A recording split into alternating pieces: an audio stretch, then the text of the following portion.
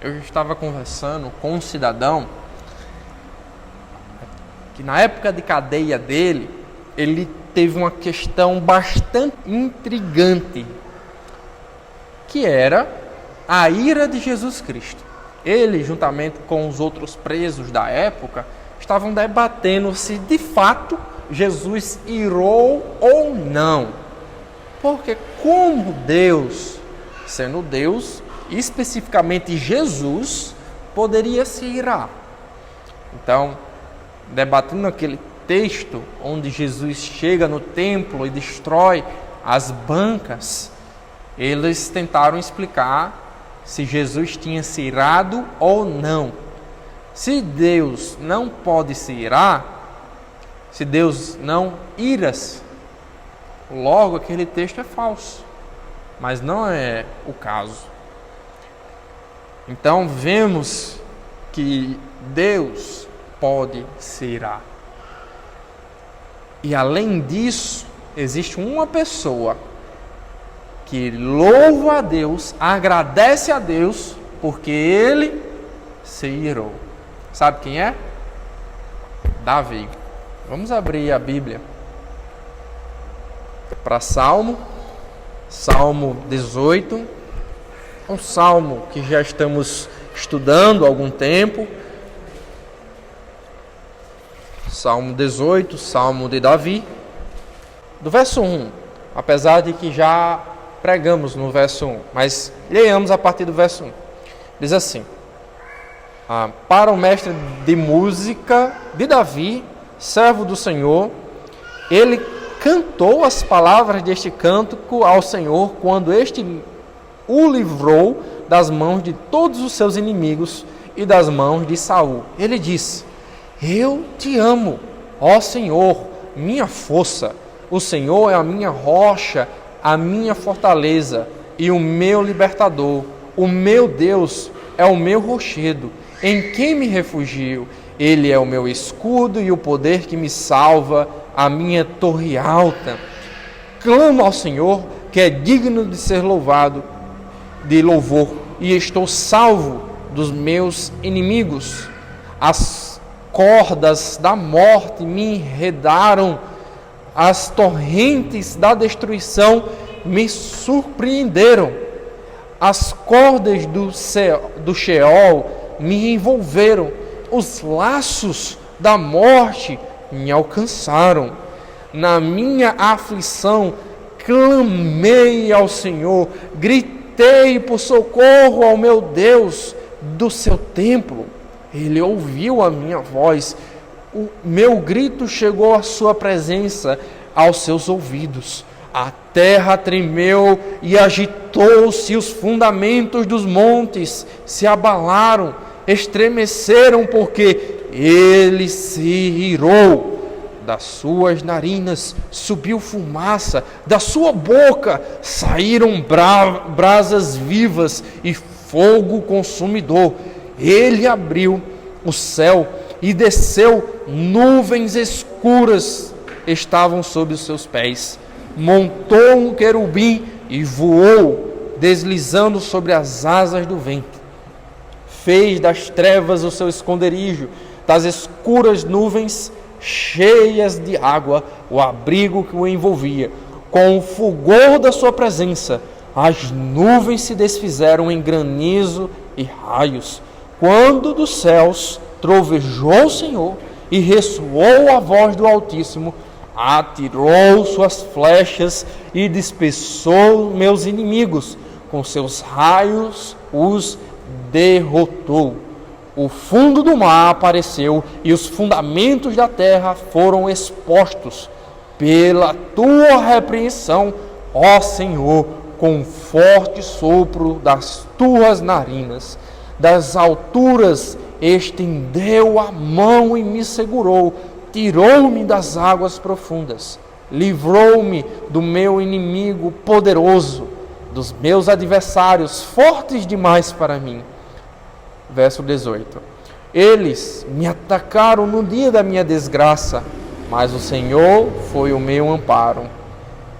Ele me deu total libertação, livrou-me, porque me quer bem.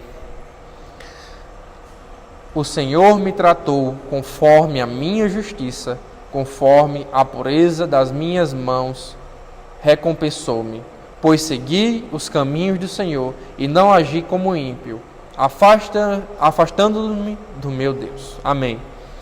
Pois bem, esse salmo nos é dito que Davi estava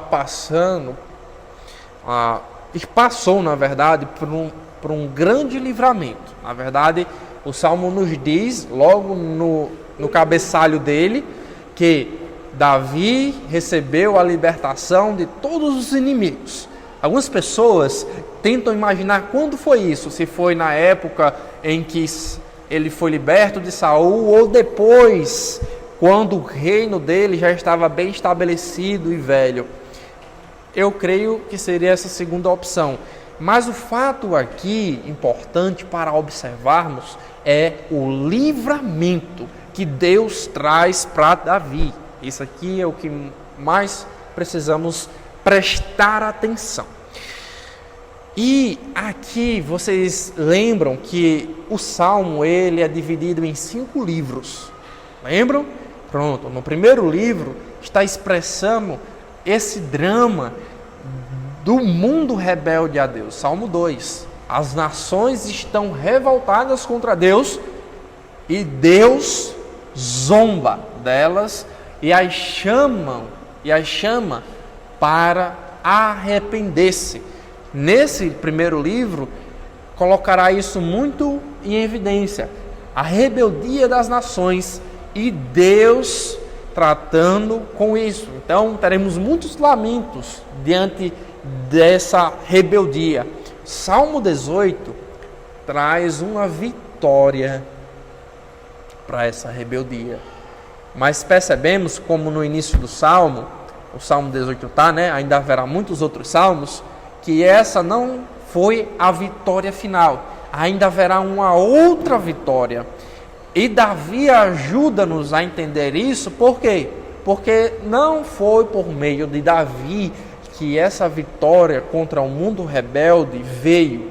Porém, o descendente de Davi verá essa vitória. Então, Davi, ele antecipa e ele nos exemplifica o livramento final que Deus trará para o mundo inteiro. Mas, entendido isto, ficamos com a difícil questão de entender a ira de Deus e sermos gratos por isso. Porque no mundo em que vivemos não é comum termos uma visão receptiva para a ira. Nós não vemos com bons olhos irás, por exemplo. Não é comum. É tanto que muitos, diante dessa realidade de textos que falam da ira de Deus, tentaram dizer que aqui é um outro Deus e no Novo Testamento é um Deus bondoso. Alguns tentarão apagar esse texto para enfatizar demais o amor de Deus e dizer que Deus não se ira. Mas o que nós percebemos é que Deus se ira. E Davi agradece-o por isso. Mas vamos entender um pouco mais isso aqui? Olha só a situação que Davi estava. Davi, ele descreve essa situação a partir do verso 4. Cordas, torrentes. A ideia é que Davi estava encurralado, mas não somente acuado como um cachorro que está com medo, mas como alguém que está prestes a perder sua vida, como uma criança sendo atacada. Então ele está encurralado. Correntes, cordas me enlaçaram, cordas de morte eram. Então essa situação é tão crítica que ele não consegue descrever de uma outra maneira do que repetir mais de uma vez essa situação que ele está encurralado. E o que ele faz? Ele clama, exatamente. Ele grita, ele intercede, ele chama pelo Senhor. E o Senhor responde. No meio da angústia de Davi, Davi tem essa resposta do Senhor. E essa resposta não é qualquer resposta, não é uma resposta lenta, não é uma resposta mansa, mas uma resposta firme, uma resposta muito sensível. Perceba que quando Deus ouve, atende, tem toda uma movimentação espacial, e uma movimentação espacial rígida, desfazendo-se de muitas coisas que nós tememos. Por exemplo, quando Deus ouviu do seu templo, quando ele me ouviu, no verso 7, a terra tremeu e agitou-se, e os fundamentos do monte se abalaram e se estremeceram, porque ele se irou. A reação de Deus é tão forte que as coisas mais fixas, mais permanentes deste mundo são abaladas. As coisas mais confiáveis, elas são estremecidas. A ira do Senhor é algo tão tenso, tão forte, tão profundo, que o mundo todo estremece diante dele. Mas não para por aí. Das suas narinas subiu fumaça, de sua boca saíram brasas vivas e fogo consumidor. O que é isso? É como Deus fosse um dragão enraivecido e ele estivesse de fato muito zangado. É tanto que antigamente, quando queríamos descrever alguém com raiva, como é que nós falávamos? A pessoa está bufando pelo nariz.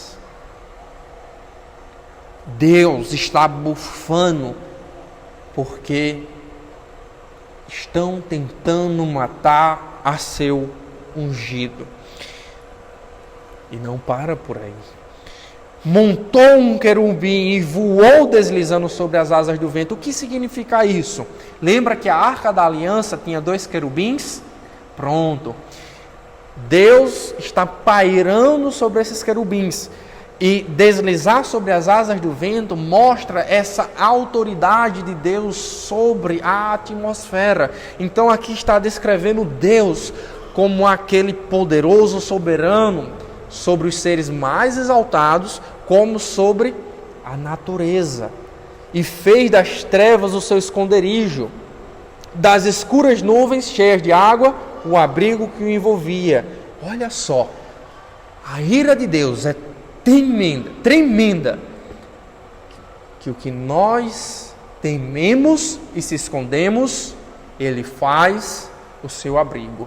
Nós se escondemos da tempestade, Deus se esconde na tempestade. Nós fugimos da tempestade, Ele vem na tempestade. Então comece a imaginar agora um céu nublando-se, a terra tremendo, e Deus zangado, com o fulgor da sua presença. Deus é tão terrível que as nuvens se desfazem em granitos. E dessa maneira ele começa a guerrear contra esses inimigos de Davi. Tudo isso até agora, Deus não fez nada, apenas está se preparando para agir. Olha só a reação, como é. Deus estava lá no seu templo, e Davi clama: Deus, me ajude! Então Deus começa a agir, mas ainda não atacou os inimigos. Uma tempestade, fogo, tudo se desfazendo, e cadê? Deus ainda não agiu. Deus está se irando, e neste momento ele age. E ele age como que a natureza fosse a arma dele. Relâmpagos, trovões, e aqui são descritos como armas de Deus. E outros elementos da natureza, por exemplo, o fundo do mar, vai ser dito, né? Então foi visto o fundo do mar, os fundamentos da terra foram desvendados. Aqui vocês lembram de quê? Do Êxodo. O Êxodo, Davi está usando a linguagem do Êxodo, quando Moisés atravessou o povo, o mar foi aberto. Agora aqui o mar está sendo utilizado como os inimigos de Davi. Os inimigos de Davi, por essa ação irada de Deus, foram derrotados de tal maneira que o leito do mar foi visto. Que os fundamentos do mundo foram vistos. Ou seja, esses inimigos foram completamente derrotados. Quem é que pode abrir um mar? Um Deus que se ira. Das alturas, então Davi agora vai começar a concluir. Estendeu a sua mão, me segurou e tirou das águas profundas. Livrou-me do inimigo mais poderoso, do adversário, que era forte demais para mim. Pronto. Davi começa a repetir a situação que ele estava. Deus agiu e eu fui salvo dos meus inimigos. Por quê? Por que Deus fez isso? Porque Ele se agradou de mim. Porque Deus ama Davi e ama o bem. Por isso que Deus fez tudo isso. Se Deus não amasse a Davi, Davi estaria morto. Mas porque Deus ama Davi, Deus se ira. E aqui, irmãos, começamos a compreender que a ira, ela existe porque está havendo uma violência ao amor de Deus. O contrário de ira não é amar, não é ser amoroso. O contrário de ira é apatia. Se Davi não fosse amado por Deus, Deus não se importaria a mínima com a morte de Davi. Mas lembra, Davi aqui não é apenas o rei Davi, o homem Davi. Aqui Davi está representando o descendente, o povo escolhido de Deus. E Deus está protegendo o seu povo contra a humanidade rebelde que tenta atacar a Deus. Deus, Ele não peca quando Ele se ira. Deus, na verdade, Ele está defendendo o que é bom, o que é certo. Porque está havendo uma agressão ao seu amor. Não há outro resultado, não há outra expectativa. É o mesmo que se nós estivéssemos com alguma das pessoas que amamos e reparássemos uma agressão, imediatamente nós agiríamos para defender essa pessoa. Se vocês estivessem com alguma das crianças que vocês mais amam e uma pessoa indiscriminadamente fosse lá por maldade violentar essa criança, você não chegaria para essa pessoa e daria um tapinha nas costas dela? De maneira nenhuma. Na hora que víssemos isso, o que aconteceria? O sangue ia esquentar e agiríamos imediatamente e poderíamos até usar de violência para defender o que amamos. Então, a ira é uma forma de detectarmos o nosso amor. A ira é uma forma de defendermos o que amamos. O problema, irmãos, é que nós amamos coisas erradas e acabamos se irando da maneira errada. Esse é o problema.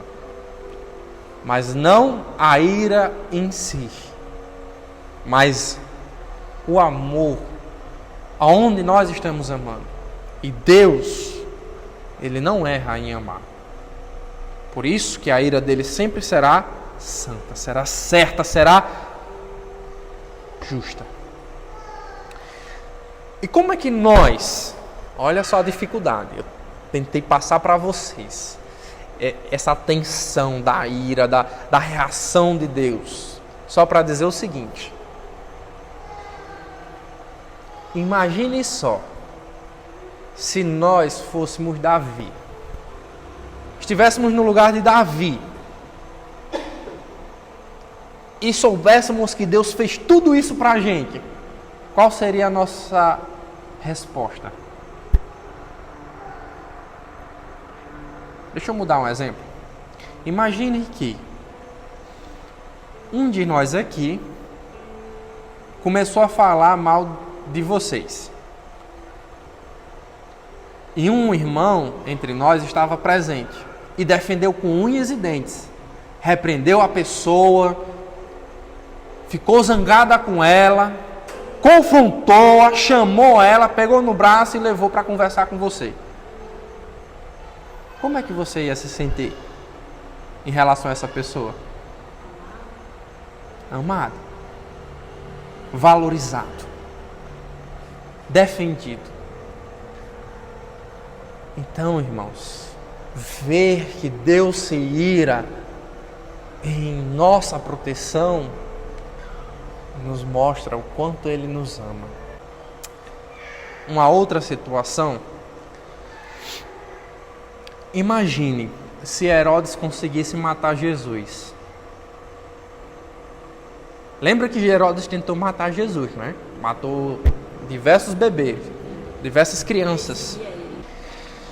Então devemos, irmãos, sermos gratos. Devemos olhar esse fogo consumidor que está nos protegendo e se alegrar com isso. Ficar felizes. Louvar a Deus por isso. Olha só, você tem uma pessoa que te ama e fará de tudo, destruirá o mundo, caso seja necessário, para salvar você. Isso é fantástico. Isso é maravilhoso. Agora, como nós podemos lidar com as injustiças do mundo? Já pensaram sobre isso? Outro dia, aqui em Pau dos Ferros, houve um caso que vocês sabem bem, de um adolescente que acabou arranhando um carro e ele sofreu duras agressões por causa disso. Isso gerou uma comoção muito grande aqui em Pau dos Ferros.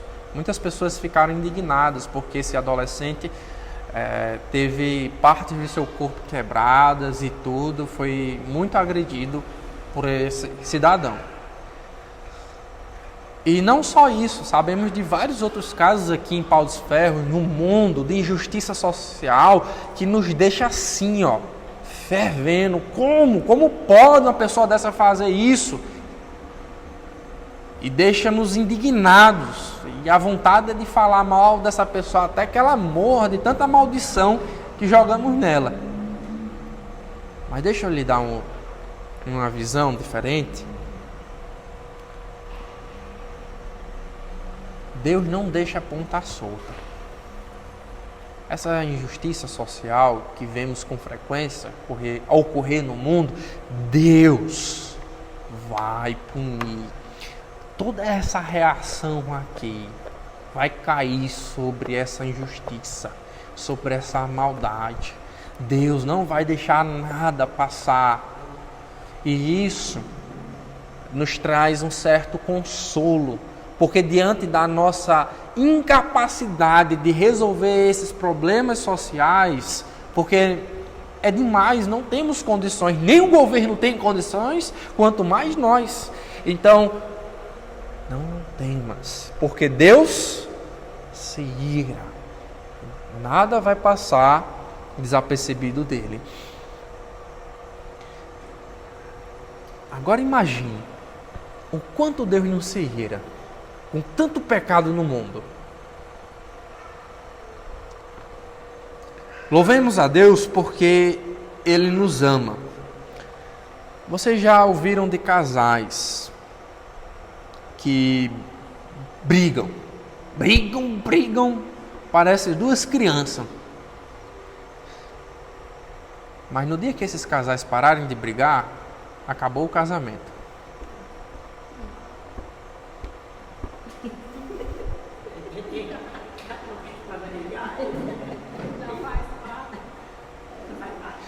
Por quê? Na indiferença não há mais amor. Para que eu vou brigar se eu não estou nem aí para aquela pessoa? Então, se um casal chegar ao momento que nenhum liga para o outro, está numa situação muito grave.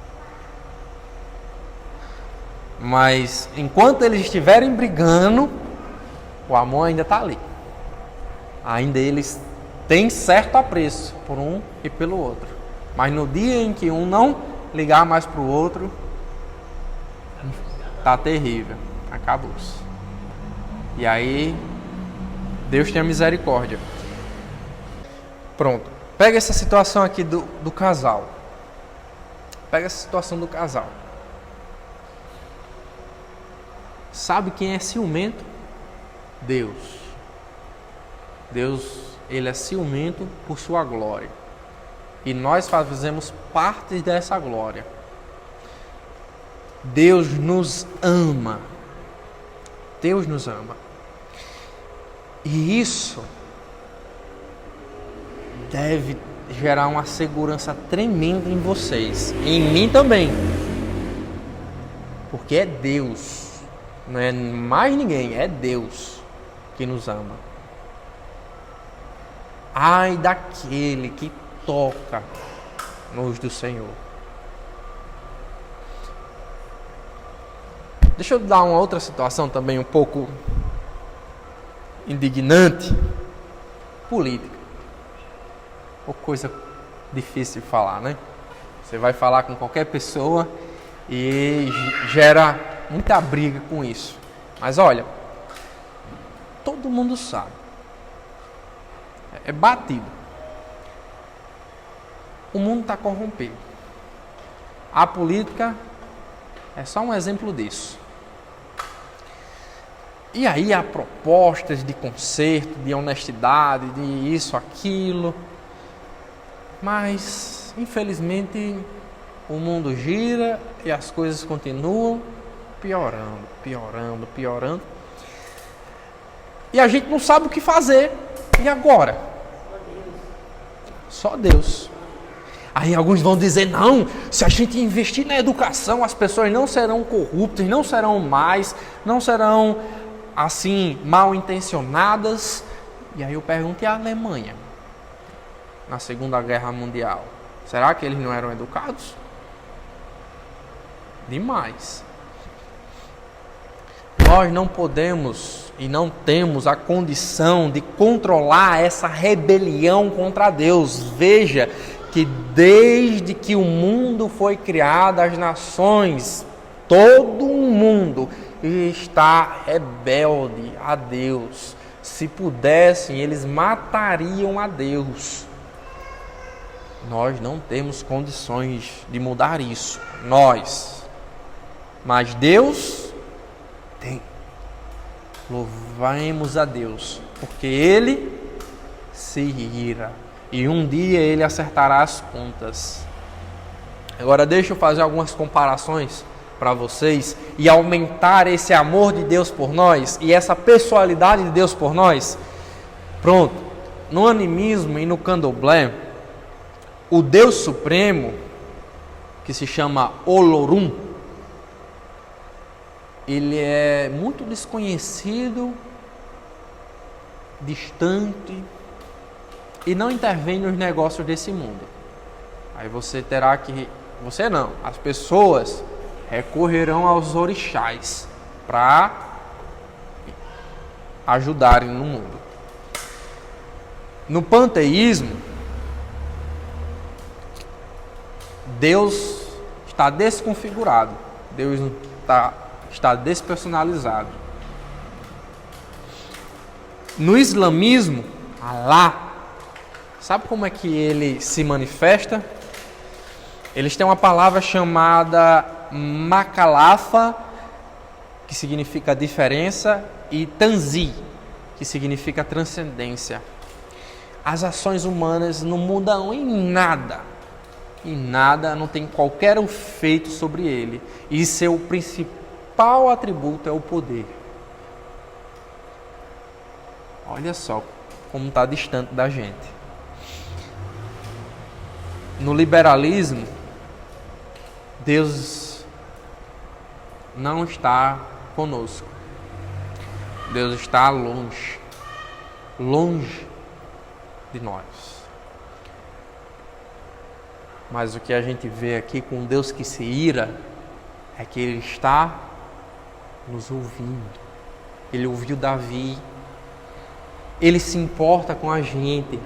Ele mexe o mundo em nosso benefício. O nosso Deus, irmãos, evidencia o poder da oração. O poder da oração. Deixa eu contar um caso de uma mulher. Havia uma mulher, isso foi real, viu? Não é uma coisa inventada por mim. Havia uma mulher casada com um homem muito violento. O homem bebia muito, maltratava ela por demais. Ela era uma crente fiel. E persistiu no seu casamento, foi uma boa esposa. E chegou um momento que ela não suportava mais, ela não aguentava mais. Então sabe o que ela fez?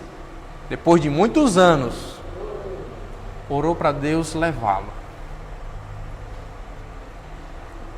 E foi isso que aconteceu. E ela teve paz na vida dela. Ela orou para que Deus convertesse ele. Deus não converteu. Depois de muitos anos nessa peleja, ela um dia se ajoelhou e pediu para que Deus o levasse. E o que foi que aconteceu? Deus o levou. A oração de Davi mostra isso, que Deus atende nossas orações. Deus, Ele está aqui para nos ajudar, Ele está nos protegendo. A gente até vê assim, né, uma coisa pequena, uma perseguição, uma coisa, um detalhe da nossa vida, mas lembra, Deus se importa comigo e com você. Agora assim, não significa que porque Deus se importa conosco e Ele se ira, que nós seremos libertos de toda a aflição e toda a perseguição. Não é isso. Aqui é que Deus vai dar sim um trato nessa história conturbada contra ele, mas ao longo desse caminho Ele pode e Ele atende às nossas orações. Agora deixa eu dar uma última amostra da ira de Deus. Sabe onde foi que Deus se irou? De maneira assim brutal, na cruz. Lembra qual foi a oração de Jesus? No Getsemane, onde ele suou sangue. Esse cálice. O cálice da ira de Deus, preparado sem mistura para toda a humanidade rebelde a Deus. E Jesus disse... Teve medo. Exatamente. Exatamente. O medo foi tamanho que ele suou sangue. Pronto. Na cruz, Deus estava irado. E Jesus clamou: meu Deus, por que tu me desamparaste? Ele está citando um salmo, Jesus. Ali Deus trouxe o castigo que era para mim e para ti. Essa ira caiu sobre Jesus. Agora, se não fosse assim, nós é que estaríamos eternamente pendurados nessa cruz. Essa é a grande questão. Porque Deus, Ele ama a si mesmo de tal maneira que Ele não pode deixar impune. essa rebeldia contra Ele. E nós recebemos a paz com Ele por meio de Jesus Cristo. Agora, difícil coisa é para aqueles que rejeitam a cruz de Jesus, porque terão que ser crucificados. Isso eu estou falando de modo metafórico, né? Eles receberão essa ira de Deus eternamente. Mas graças a Deus que nós somos alvos do amor de Deus e a sua ira vira o nosso escudo e a nossa proteção.